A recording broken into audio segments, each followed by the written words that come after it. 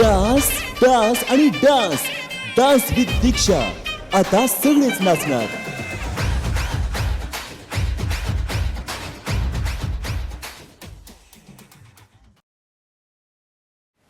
नमस्कार, मी दीक्षा नाईक.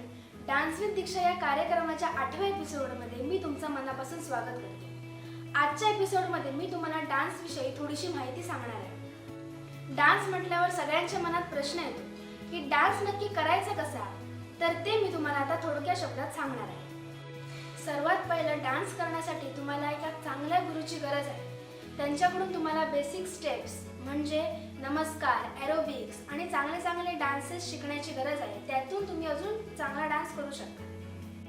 तुमच्या सगळ्यांच्या मनात एक प्रश्न असेल की डान्स म्हणजे नक्की काय.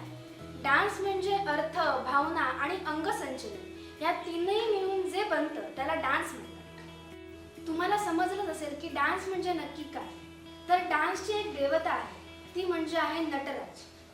त्याला आपण वंदन करून आपले सगळे डान्स आपण नेहमी सुरुवात करतो. डान्समध्ये अजून पण काही इम्पॉर्टंट गोष्टी असतात, जसं की स्टेज कव्हर करणं, चांगले स्टेप्स करणं, चांगला डान्स करणं, बीट्सवर डान्स करणं, कॉस्ट्युम नीट असणं, गाणं चांगलं निवडणं.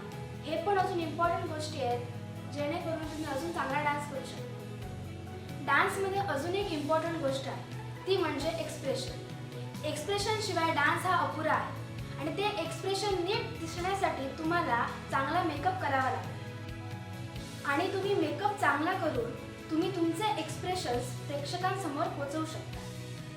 हे सगळं जरी इम्पॉर्टंट असलं तरी एका चांगल्या गुरुचं मार्गदर्शन घेणं हे तितकंच इम्पॉर्टंट आहे. तरच तुम्ही या डान्स फील्डमध्ये प्रोफेशनली करिअर करू शकता.